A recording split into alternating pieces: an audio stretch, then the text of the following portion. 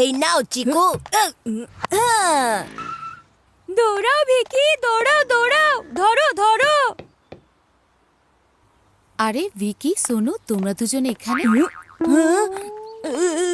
আমাদের দুজনের বাড়ি তো এখান থেকে একটু কাছেই ম্যাডাম, কিন্তু হ্যানা ম্যাডাম আপনি যে এখানে। আরে আমি বাত্রা হাউসে যেতে চাই, খুঁজতে খুঁজতে ক্লান্ত হয়ে গেছি, কিন্তু কোনোভাবেই খুঁজে পাচ্ছি না। আচ্ছা তোমরা দুজন কি আমাকে হেল্প করতে পারবে? আপনি চিকুর বাড়িতে যেতে চান? হ্যাঁ হ্যাঁ, সেখানেই।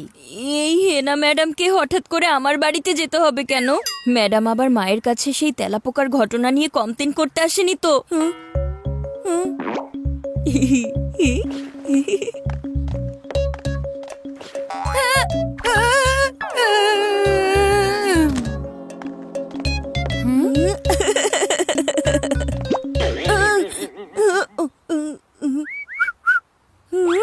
আরে কি হয়েছে?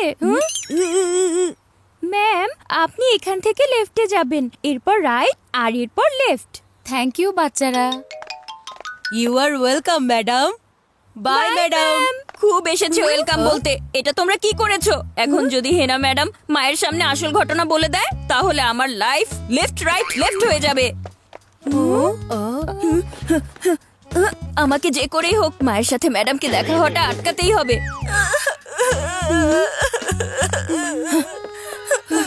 আরে মা, তুমি এখন এখানেই আছো? আমার এখানে না, তাহলে কোথায় থাকা উচিত ছিল? সেলে। তুমি জানো শপিং মলে অনেক বড় সেল শুরু হয়েছে, সব আইটেমের উপর 80% ডিসকাউন্ট দেওয়া হচ্ছে। কি বললে তুমি?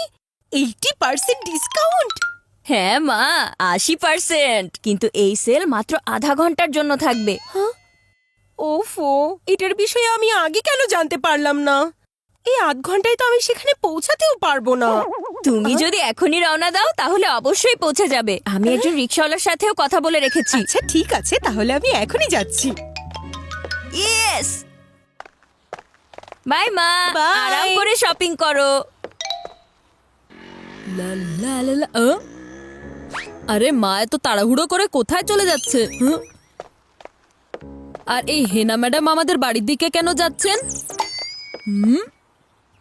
হ্যালো ম্যাডাম, আপনি এখানে?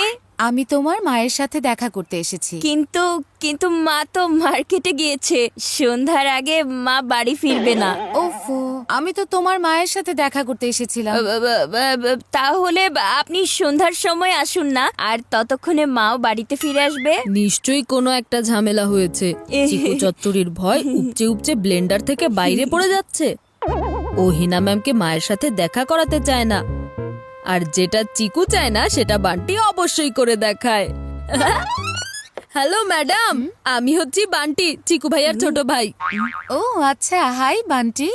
ম্যাডাম, মানেই তো কি হয়েছে, আপনি প্রথমবার আমাদের বাড়িতে এসেছেন, আর বাত্রা হাউসে যেই আসুক না কেন সেই কিছু না খেয়ে এখান থেকে একদম যায় না। আসুন আসুন ম্যাডাম, আপনাকে আমি গরম গরম সমুচা খাওয়াবো। এটা মায়ের একটা স্পেশাল রেসিপি। আচ্ছা, তাহলে তো আমি অবশ্যই খেতে চাই। আসুন ভেতরে আসুন ম্যাডাম। আরে পাজি বান্টি, তোমার এই সমুচার স্মার্টনেস আমি খুব ভালোভাবে বুঝতে পেরেছি। আপনার সামনে আমি নিয়ে এসেছি মিসেস মেঘার সুপার স্পেশাল গরম গরম সমুচা।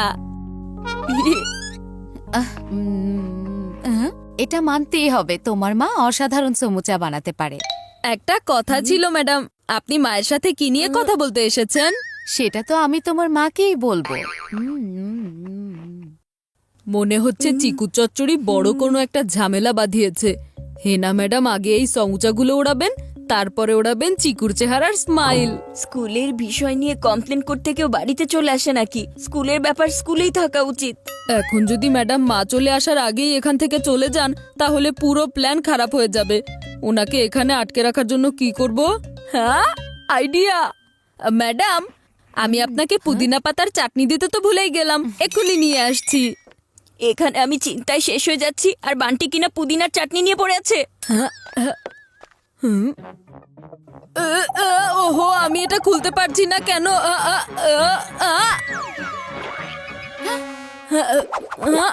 Sorry madam. বান্টি, তুমি এটা কি করেছো? ম্যাডামের পুরো ড্রেসটাই খারাপ করে দিয়েছো। ম্যাম শুনুন, আপনার এখন জলদি বাড়িতে চলে যাওয়া উচিত। চাটনির দাগ খুব জেদি হয়, একটু দেরি করলেই এটা আর উঠবে না।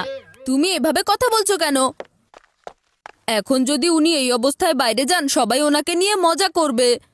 ম্যাডাম, আপনি সোজা ওয়াশরুমে চলে যান, এই দাগ এক চুটকিতেই উঠে যাবে।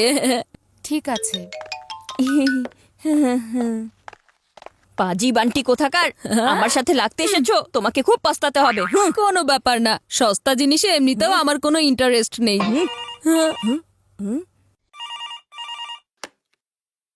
চিকু, তুমি আমাকে বলেছিলে সেল আধা ঘন্টার মধ্যে শেষ হয়ে যাবে, কিন্তু এখানে তো দেখছি সেল এখনো শুরুই হয়নি। এই সেল শুরু হতে আরো নাকি 2 ঘন্টা বাকি আছে। মা, আমার মনে হচ্ছে কিছু একটা কনফিউশন হয়ে গেছে। তুমি একটা কাজ করো না, তুমি 2 ঘন্টা ওখানে অপেক্ষা করো। 80% সেল কি প্রতিদিন হয় নাকি? আর আমারও 100% এর রাগ প্রতিদিন ওঠে না কিন্তু চিকু, তাই আমি এখনই বাড়িতে ফিরে আসছি।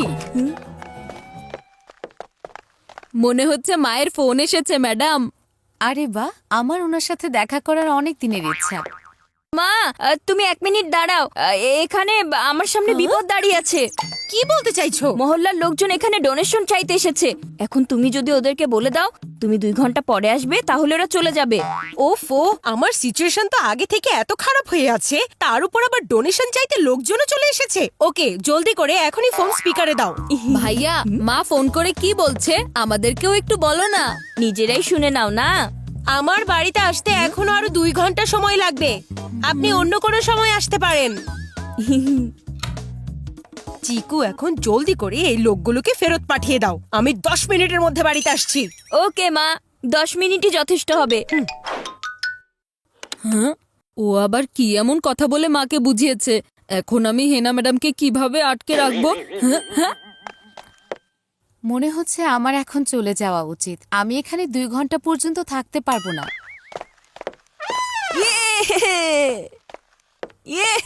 আরে, আমার আরেকটা স্যান্ডেল কোথায় গেল?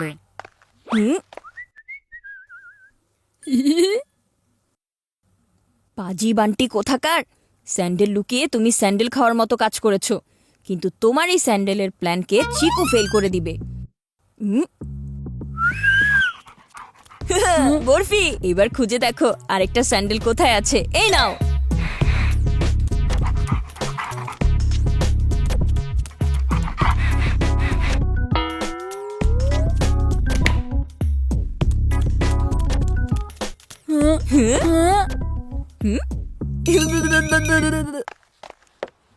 ম্যাম, পেয়ে গেছি আপনার আরেকটা স্যান্ডেল।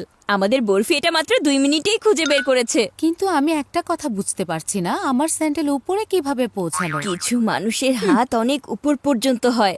আপনি এখন এসব কথা বাদ দিন ম্যাডাম, আর এসব নিয়ে কথা বলার কি আছে? হ্যাঁ হ্যাঁ, ঠিক বলেছ। মনে হচ্ছে মা চলে এসেছে। এখন মিসেস হেনা আর মিসেস মেঘা হবে একদম মুখোমুখি। এর মানে মিসেস হেনার ধাক্কা আর মিসেস মেঘার বিপদ সংকেত। তুমি তো এবার শেষ চিকু ভাইয়া, এবার বুঝবে কত ধানে কত চাল। ওহো, পাশের বাড়ির শিহাব আঙ্কেল ছিল। এবার মা যে কখন বাসায় আসবে। Bye Chiku, bye Bunty. Bye ma'am. ও, আজ একটুর জন্য বেঁচে গেছি।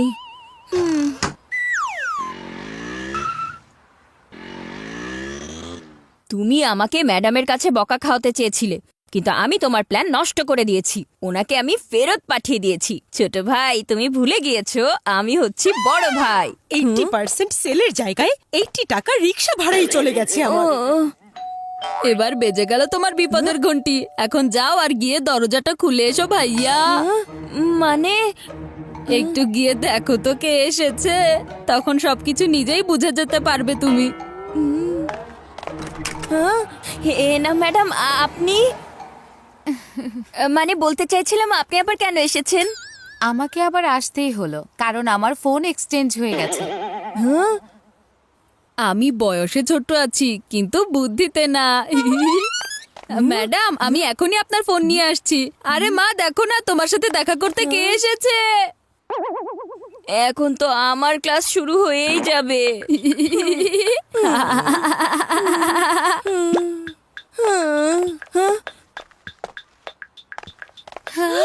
মেঘা আমার জান, তোমাকে ভালোবেসে হয়েছে কুরবান। তোমাকে খুঁজে পাইনি, আমি হয়েছি ক্লান্ত আর হয়রান। ও আমার প্রিয় হেনা, তোমার মতো আর কেউ নেই আমার ভালোবাসা। পৃথিবীতে আছে সপ্তম আশ্চর্য, আর তুমি আমার অষ্টম আশ্চর্য। মা, তুমি আমাদের স্কুল টিচার হেনা ম্যাডামকে আগে থেকেই চেনো?